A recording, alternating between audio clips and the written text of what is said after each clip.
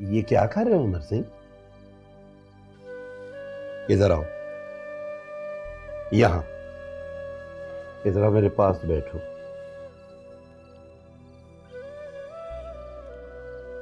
اب بتاؤ مجھے کیا بات ہے؟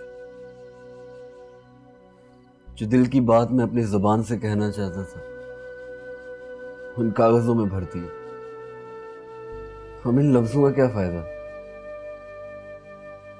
سمجھ گیا، تمہاری ساری بات سمجھ گیا۔ تمہیں کسی سے محبت ہو گئی ہے، اور جس سے تمہیں محبت ہوئی ہے میں وہ بھی جانتا ہوں، اور یہ بھی جانتا ہوں کہ اس کا تمہارے دھرم سے کوئی تعلق نہیں ہے۔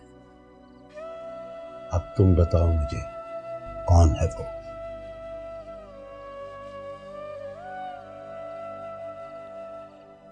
مولانا صاحب، وہ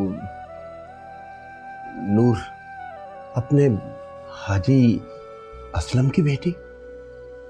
جی، اب تو ہو گئی بیٹا۔ محبت اور نفرت یہ کسی بھی وقت کسی سے بھی ہو سکتی ہے۔ یہ دونوں جذبے ایسے ہیں، اگر انسان ان کا اظہار نہ کرے تو وہ اسے اندر ہی اندر کھا جاتے ہیں۔ میں سمجھتا ہوں تمہارا اس میں کوئی قصور نہیں ہے، جو انجانے میں تم سے غلطی ہوئی ہے اس میں تم قصوروار نہیں، اور نہ ہی تمہارا کوئی لالچ ہے اس محبت میں جس سے میں تمہیں مجرم ٹھہراؤں۔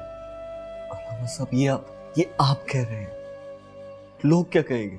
ذرا سوچیں، اگر لوگوں کے کانوں میں ذرا بھی بھنک پہنچی پورا فساد برپا ہو جائے گا۔ بیٹے، وقت گزر چکا ہے، اب لوگ کسی کی پرواہ نہیں کرتے۔ لیکن ایک بات تمہاری ٹھیک ہے کہ مذہب کے معاملے میں سبھی لوگ جذباتی ہو جاتے ہیں۔ مولانا صاحب، اس تکلیف کا کیا کروں؟ کیسے اس درد سے نجات پاؤں؟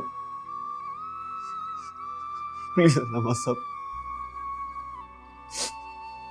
پلیز بتا۔ بیٹا، اس درد کا کوئی علاج نہیں، یہ روگ ہے جو تمہاری روح کو لگ چکا ہے، اور اب یہ روگ تمہیں عشق حقیقی کی طرف لے جائے گا۔ ایسا کرو، تم اپنے دل کو سکون دینے کے لیے اسے سب کچھ بتا دو، وہ تمہاری بات کا یقین کرے گی، کبھی غلط نہیں لے گی، اور اس خط کو پھاڑنے یا جلانے سے بہتر ہے کہ اسے اپنے زخم کا مرہم بناؤ، اس سے اپنے اندر کی آگ کو ٹھنڈا کرو بیٹا۔